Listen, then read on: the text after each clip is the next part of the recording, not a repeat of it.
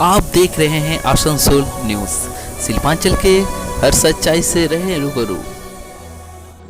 सोमवार के दिन आसनसोल के राम बंधु स्थित गुरु नानक कम्युनिटी हॉल में पश्चिम बंगाल किसान ऑर्डिनेशन कमेटी के तरफ से की गई प्रेस वार्ता, जिसमें संयुक्त किसान मोर्चा के सदस्य हिमांशु तिवारी ने कहा कि हम लोग 4 महापंचायत करेंगे, केंद्र किसान विरोधी नीतियों के खिलाफ जन जन तक जाएंगे और किसानों की हक की लड़ाई लड़ेंगे। सारा कार्यक्रम नॉन पॉलिटिकल ही होगा। आज सारे ही किसानों आंदोलन से जुड़े लोग मंच पर उपस्थित रहेंगे और वक्त में रखेंगे किसानों के साथ। इस आंदोलन में बंगाल की जो भी जनता साथ है उनसे आग्रह है कि इस महापंचायतों के जरूर शामिल हो। 12 तारीख को कोलकाता भवानीपुर में बैठक की जाएगी, इसकी रणनीति तय की जाएगी। 13 तारीख मार्च को सुबह 11 बजे नंदीग्राम कोलकाता में, शाम 5 बजे महापंचायत। 14 मार्च को 11 बजे सिलीगुड़ी, 5 बजे शाम आसनसोल के पोलो ग्राउंड में इस कार्यक्रम। दिनेश सिंह बिहार किसान के संघर्ष मोर्चा के सदस्य भी उपस्थित रहेंगे। सेंट्रल गुरुद्वारा प्रबंधन कमेटी के प्रधान तजेतर सिंह, उन्होंने कहा कि पूरा सिख समाज इस किसान आंदोलन को समर्थन करता है और अभी सभी पश्चिम बंगाल के सिखों से आग्रह है कि इन महापंचायतों में पहुंचकर अपना योगदान दे। इस मौके पर आसनसोल गुरुद्वारा के प्रबंधक अमरजीत सिंह, सेंट्रल गुरुद्वारा के सचिव एवं सिख वेलफेयर सोसाइटी के मुख्य सलाहकार दर्शन सिंह, गुरु Govind Singh city study circle के सचिव, बंगाल जोन के गुरु गोविंदर सिंह, सेवा खालसा दल दुर्गापुर के प्रधान बलविंदर सिंह, वनपुर गुरुद्वारा प्रबंधन कमेटी के सचिव सुलेंदर सिंह, परवालिया गुरुद्वारा के प्रधान मलकीत सिंह, स्थानीय गुरुद्वारा कमेटी के प्रतिनिधि आदि उपस्थित। उन राज्यों की जनता को यह बात बताएंगे कि मोदी सरकार, वर्तमान सरकार, केंद्र सरकार किस तरीके से अपना घमंड और अहंकार छोड़ नहीं रही और किसान के मसले को उसने मूंछ का सवाल बना लिया है। 250 किसानों से ज़्यादा शहादतें होने के बाद भी वह किसानों की वाजिब मांग 3 काले कानून रद्द करो और MSP की गारंटी का कानून बनाओ, इसको बनाने को लेकर उसने अभी भी कोई रास्ता नहीं निकाला है, इतने दौर की बातचीत के बाद भी। इसलिए हम बंगाल आ रहे हैं और बंगाल में 12, 13 और 14 तारीख को यहाँ पर किसान पंचायतें होंगी। वैसी ही किसान पंचायतें होंगी जैसे हरियाणा, पश्चिमी उत्तर प्रदेश, पंजाब और राजस्थान में आप सब लोगों ने देखा है। और ऐसी पंचायतें उड़ीसा में 19 तारीख को भी होगी यहाँ के बाद। क्या मुद्दा क्या रहेगा? मुद्दा 2 है। देखिए, पूरे देश में जो मंडियां हैं वो ज़्यादातर पंजाब, हरियाणा और वेस्ट यूपी में उसकी आधी से ज़्यादा मंडियां हैं। और MSP की गारंटी के कानून का जो सबसे ज़्यादा फ़ायदा होना है वो फ़ायदा होना है पश्चिम बंगाल, बिहार, पूर्वी उत्तर प्रदेश, उड़ीसा जैसे राज्यों को, क्योंकि यहाँ पर जो फसल बिकती है वो MSP के नीचे बिकती है। और MSP अगर मिलेगा तो यहाँ पर किसानों को फ़ायदा होगा। यहाँ पर जो मजदूरी कर रहे हैं बिहार और पूर्वी उत्तर प्रदेश के लोग, उनके भी गाँव में जो उनको खेत है, अगर वहाँ भी MSP मिलेगा तो उससे उनके घर में कुछ और आय आएगी। इसलिए MSP की गारंटी का कानून और 3 कानून जिससे पूरा देश प्रभावित होगा। किसानों की ज़मीन छीनने का कानून, किसानों की उपज की गारंटी करने का कानून और कंपनियों को बड़ी बड़ी खेती कराने के लिए कॉन्ट्रैक्ट फार्मिंग का कानून। इससे बंगाल भी अप्रभावित नहीं है। बंगाल देश का हिस्सा है। बंगाल आज़ादी की लड़ाई में उसका बड़ा योगदान था, पंजाब की तरह योगदान था, उत्तर प्रदेश की तरह योगदान था।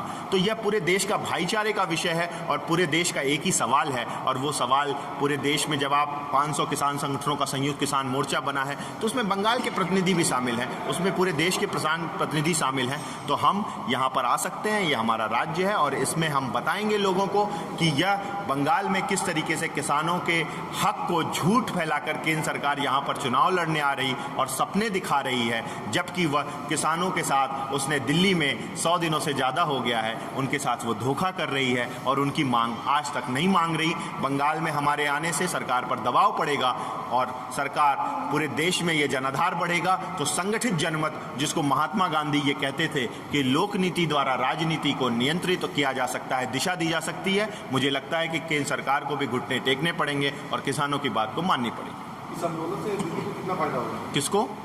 ममता बनर्जी को। देखिए, कितना फायदा होगा कितना नहीं ये तो हम नहीं जानते।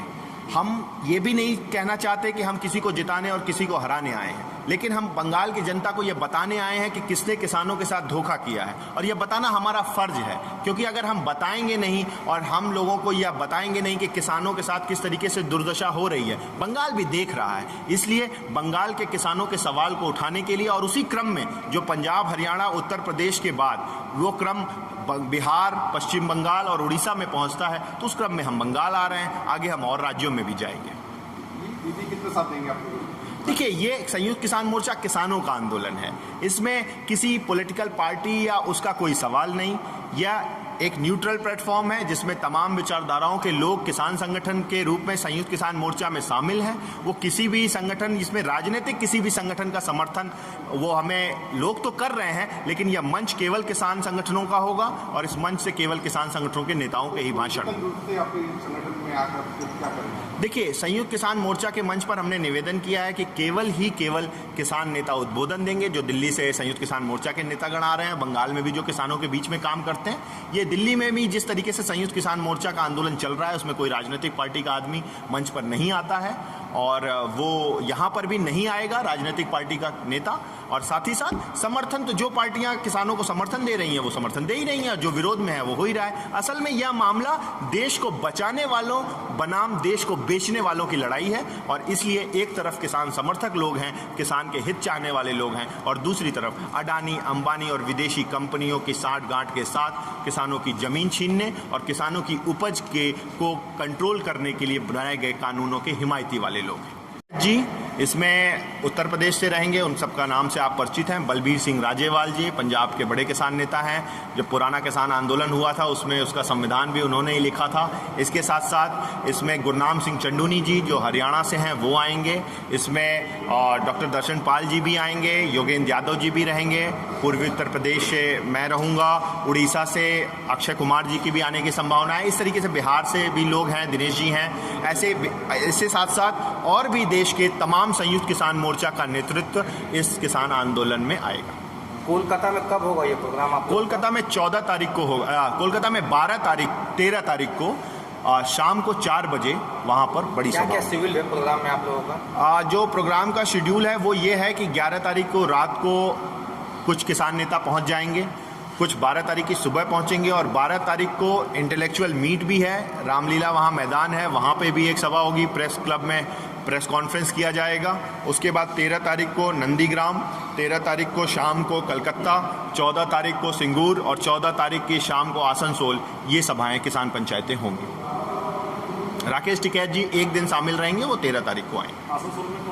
आसनसोल में काफ़ी सारे किसान नेता रहेंगे, गुरनाम सिंह चंडूनी जी रहेंगे, राजोवाल जी वगैरह रहेंगे, और देश के तमाम और संयुक्त किसान मोर्चा के जो सदस्य दल हैं, सदस्य संगठन हैं, उनके किसान नेता यहाँ पर शामिल रहेंगे। ओके, धन्यवाद।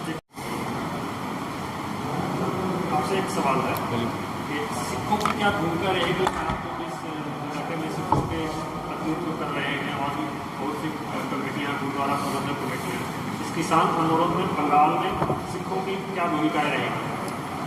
सिखों की हमेशा से इस तरह की भूमिका रही है, चाहे वो देश की आज़ादी की बात हो, चाहे किसी भी जबर जुल्म की बात हो, चाहे किसी सियासी पार्टी का किसी आम आदमी पर अत्याचार हो।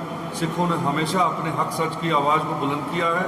ये भी किसानी हमारे सिख समाज के कित्ते के साथ जुड़ा हुआ, हमारे सिख समाज के प्रोफेशन के साथ जुड़ा हुआ है। ज़्यादातर 80% लोग सिख जो हैं वो किसानी से संबंध रखते हैं। इसीलिए हमारा ये जो सेंट्रल गवर्नमेंट का जबर जुल्म वाला रवैया है किसानों के प्रति, उसकी आवाज़ को हम लोग जो उनके विरोध में, सेंट्रल गवर्नमेंट की काले कानूनों के विरोध में जो आवाज़ उठाई है, उसको समर्थन देने के लिए वेस्ट बंगाल की समूची सिख संगत एकजुट है।